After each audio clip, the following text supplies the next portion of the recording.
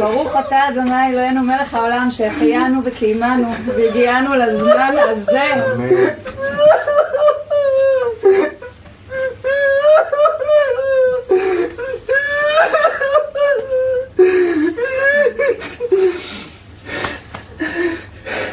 יש לך שתי ידיים, שתי רגליים. איך אני ידעתי לך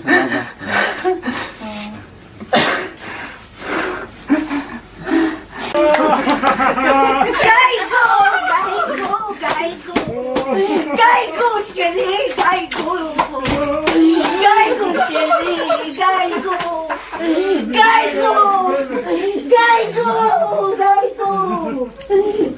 שלי,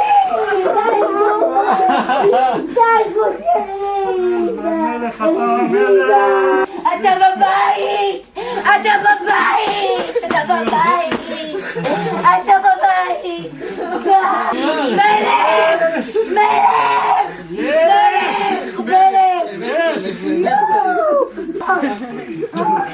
זהו, זה נגמר, נגמר.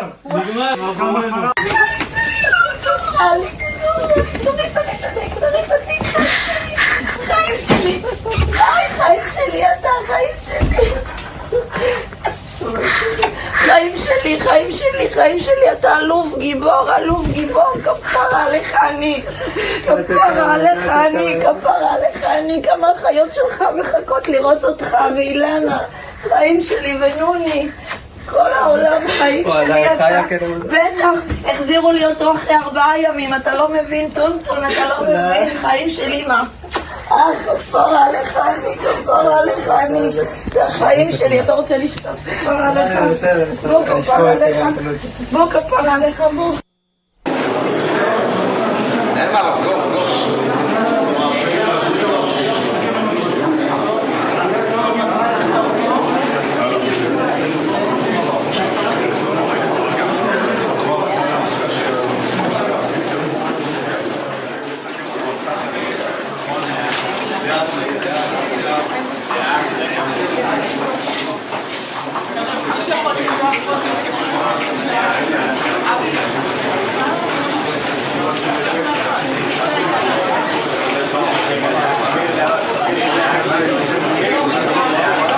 Want to really see something that said, take a look at what happened.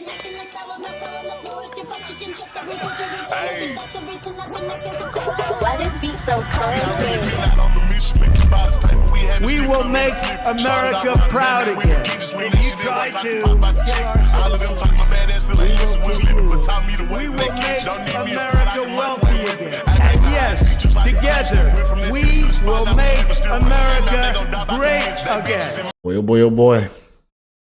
Blessed are the peacemakers. Trending worldwide right now is thank God for President Trump. What a time to be alive in 2025. I want to tell you guys before we jump into all this is that I love you and that I hope every last one of you are blessed, well, and healthy. No other way around it, man. Peace through strength.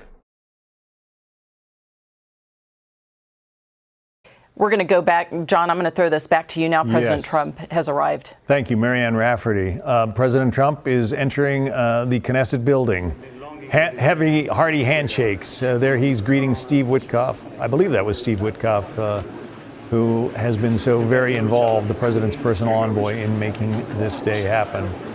Benjamin Netanyahu now, a handshake and a smile between those two. There have been some tense exchanges between them. President Trump was not happy that the Israelis launched an attack in Qatar, which took out much of the Hamas leadership. And the Israelis defended that, said it was necessary, and perhaps it's part of what led us to this day, a day that the Israeli hostages finally are being released.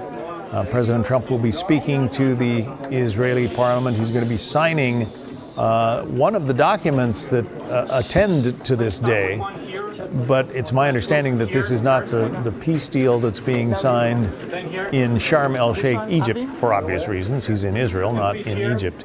But the president is going to be signing something. Perhaps our chief national security correspondent, Jennifer Griffin, knows more about what this is. Jennifer?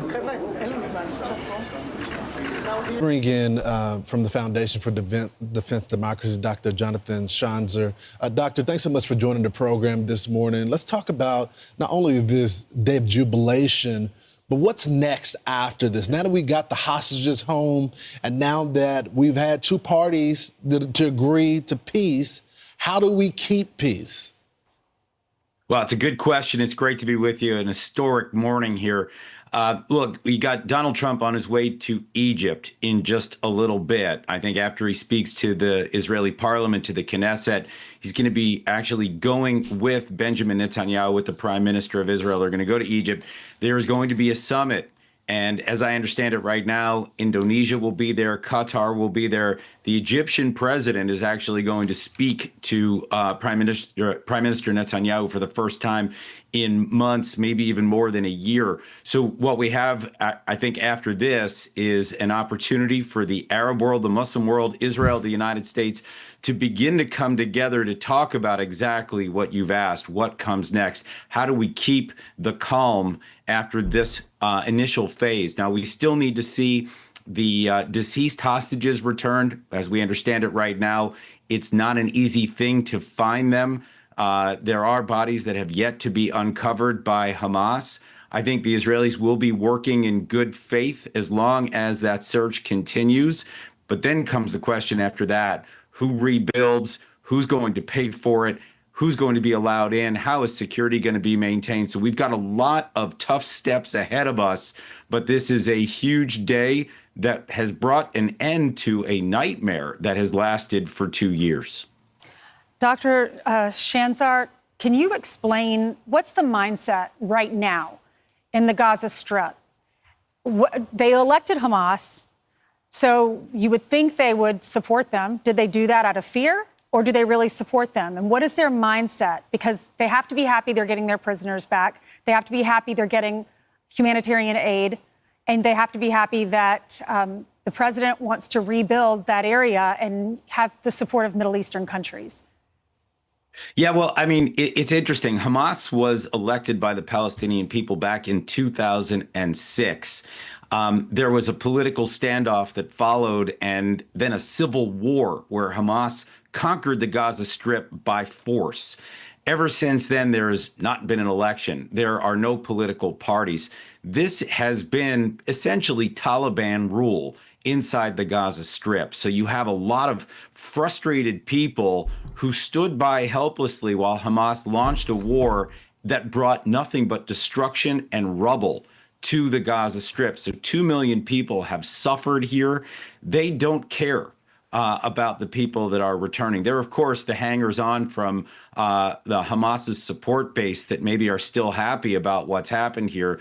But it's hard to imagine that anybody in Gaza right now will look out at the horizon and be pleased. It is a lot of rubble. It has been a lot of death and destruction. Hamas could have prevented all of that if they had just done 2 years ago what they just did today. And it took Donald Trump to chicken wing them and cajole them and to leverage the Israeli victory that had really already been achieved. They were just ready to fight to the very end. It took Donald Trump to get in there, working with the Israelis and some others from the Muslim world, from the Arab world, and we're now finally seeing the fruits of this. But this should have ended a long time ago. I don't think there's much support left for Hamas inside the Gaza Strip. They run the country, or the territory rather, at the point of a gun, and that's not lost on anybody right now. Is there any scenario moving forward where you see Israel or the rest of the world accepting Hamas as in a leadership role in Gaza?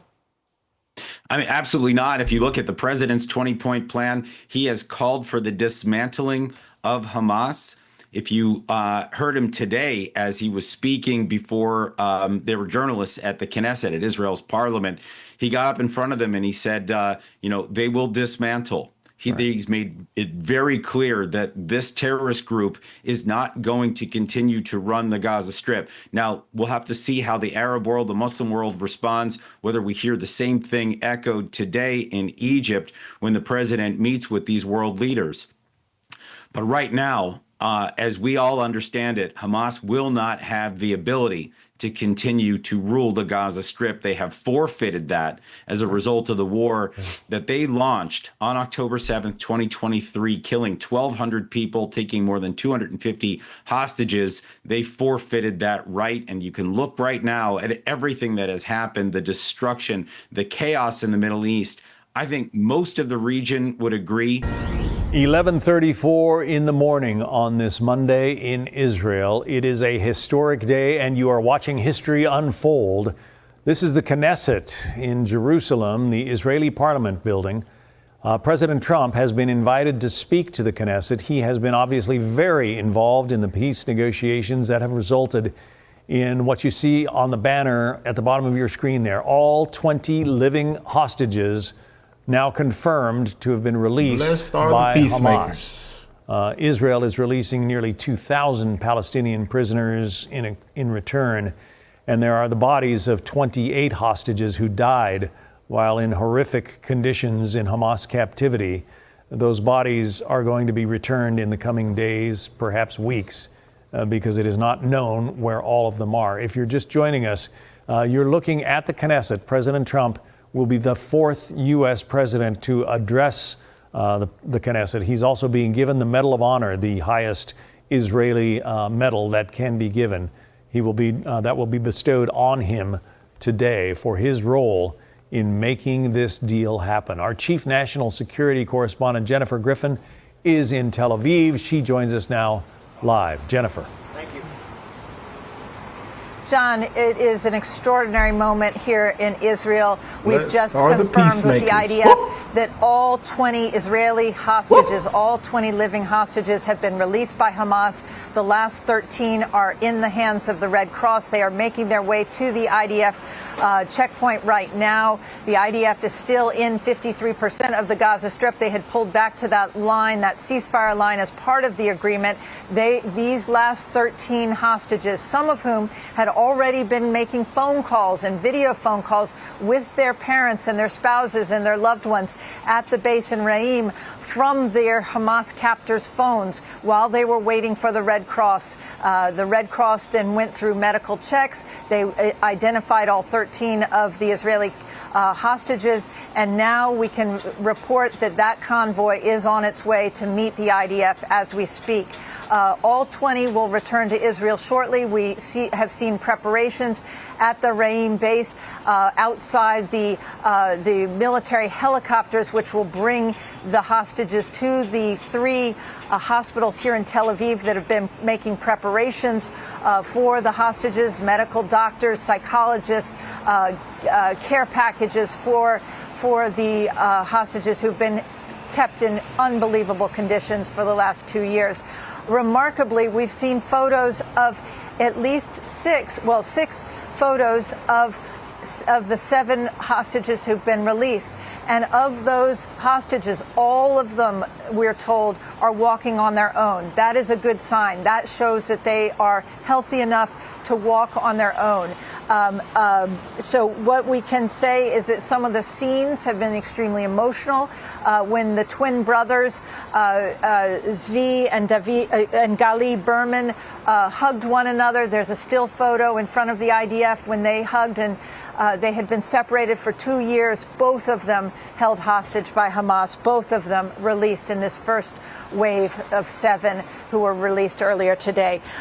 You had moments where Omri Miran, who we have not seen an image of yet, but he was speaking by phone with his wife, Lishai, who has been tireless in bringing his story to the world, and his young 3-year-old daughter who barely remembers her father. He's been gone for 2 years. He was on the phone with his wife, Lishai, and that was an emotional moment. We have other photos of Alon Ohel, who we've told you about. He's the piano player. A piano is waiting for him at Raim base and also likely at the hospital, because music is his form of therapy, and his parents have made the piano a symbol of his captivity for the last 2 years. So behind, not far from where I'm standing right now, is what is called Freed Square. It was Hostages Square earlier today, but now the name has been changed. And President Trump and Air Force One flew over Freed Square. We saw Air Force One as it went up the coastline here in Tel Aviv. It flew over that message on the beach that said, "Thank you, Trump." He's now in the Knesset. We have a message that he wrote to the people of Israel in the guest book there in the Knesset. It said, "This is my great honor, a great and beautiful day, a new beginning." So we are waiting now for President Trump to speak to the Knesset. I'll throw it back to you, John. All right, Jennifer Griffin. Jennifer, thank you. Let us not forget the barbarity of the attacks that Hamas launched more than 2 years ago, October 7th of 2023, when they snuck across the Israeli border, killed Israeli military soldiers, butchered Israeli citizens, people who were simply trying to live their lives. And Hamas fighters came in, roasted babies alive in ovens, killed people with pitchforks, chopped the heads off of many of the men, raped many of the women, took these hostages and in some cases, sliced their Achilles tendons so that they couldn't run away. It is absolutely horrific, barbarous, just inhuman kinds of attacks that Hamas launched. Israel has responded and left much of Gaza flattened. But again, Israel says that they were simply trying to get to the Hamas fighters who hid themselves in civilian buildings, in hospitals, schools, and mosques. The fighting may be over now. At least President Trump says it is, and things are going to be changed in the Middle East. Our Steve Harrigan is in Jerusalem now. Let's get the latest from him. Steve. John, President Trump about to address the Knesset here in Jerusalem. We don't know exactly what he's going to say, but he's given a few clues about what his speech might be about. On the way over, he said, "The war is over." And while signing the guest book in the Knesset, he wrote, "This is my great honor, a great and beautiful day, a new beginning." So it's clear for President Trump, this is a lot more than a hostage release. This is about a clean slate, a new start, a real chance at peace. Right now, the first... Peace to strength. Blessed are the peacemakers. Ah, yes, man. Almost like this, man. And we know Trump can't make them happy. Trump can't make the left happy. He won't make the fake news media happy. This is happening in real time. Blessed are the peacemakers, man. Yes, indeed. With President Trump's leadership, here we are. What do y'all think? Let me know in the comment section down below. Be real with me, family. Be real with me. We're going to stay up to date and bring you a huge follow-up all day today. If you're new here, join the family. Hit that subscribe button. We are rocking and rolling, man. Hope y'all have an amazing start to a new week. Happy Monday. God bless you all and your family. And I'll catch y'all on the next one on today's show.